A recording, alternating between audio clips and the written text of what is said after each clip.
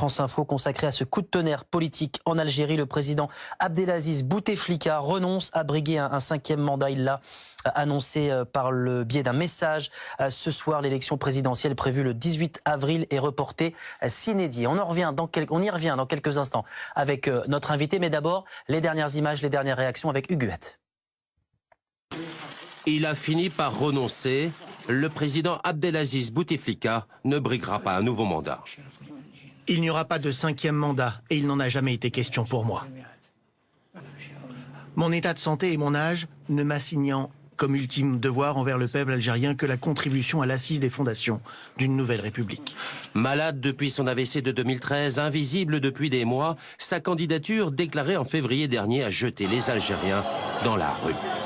Semaine après semaine, le vent de la colère a gonflé. Vendredi dernier, alors que le président Bouteflika se trouvait encore en Suisse pour des examens médicaux, ils étaient des centaines de milliers à marteler leur refus. Des marches pacifiques ou des scènes de fraternisation se sont même produites avec la police. Plus troublant hier, cette déclaration inattendue du chef d'état-major de l'armée, réputé proche du président. L'armée partage avec le peuple algérien les mêmes valeurs et principes et ont une vision commune de l'avenir. Le président Bouteflika a aussi annoncé le report de l'élection présidentielle initialement prévue le 18 avril. Une nouvelle constitution va voir le jour et elle sera soumise à référendum. Oh là là. Ce renoncement d'Abdelaziz Bouteflika ce soir, on sait que vous êtes un de ses grands opposants. Je suis l'unique opposant au régime de M. Bouteflika. Je suis le seul qui affronte ce régime de l'intérieur. C'est une très mauvaise nouvelle pour la démocratie algérienne pour une raison très simple. Les gens n'ont pas compris. Bouteflika reste au pouvoir. En reportant les élections, il est en train de faire comme le président de la République démocratique du Congo, M. Kabila, ce qu'on appelle un mandat glissant. C'est une stratégie, selon vous, pour rester au pouvoir? Évidemment. Il est en train de copier le modèle de Kabila en RDC, qui est resté 2 ans de plus hors du cadre constitutionnel. Aujourd'hui, c'est un véritable coup d'État constitutionnel qui a lieu aujourd'hui.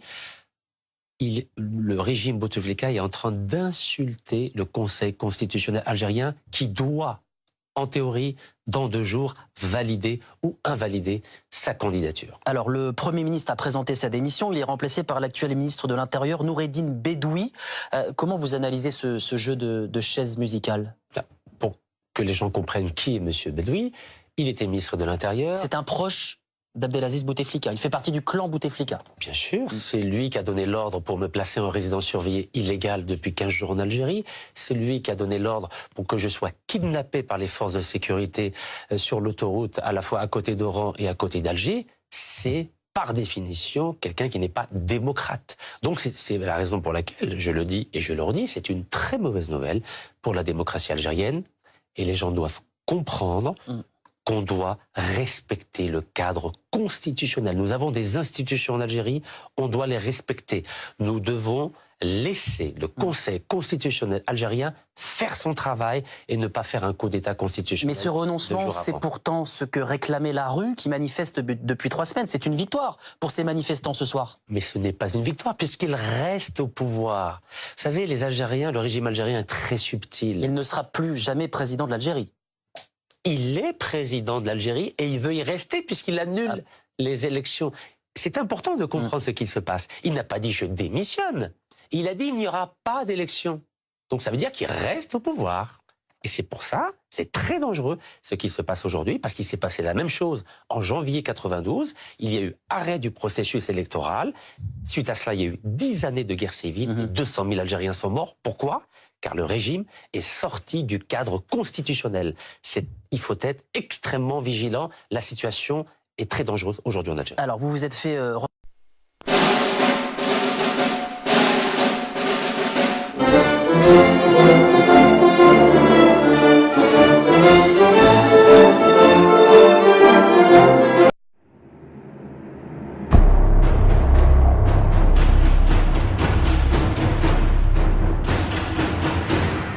المقبلة وإنني لمصمم بحول الله تعالى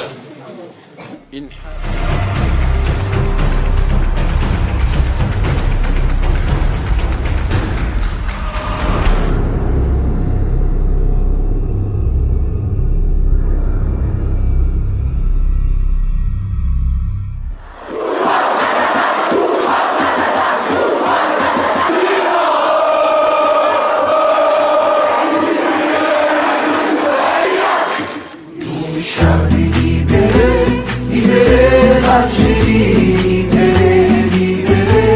libérée, l'Algérie.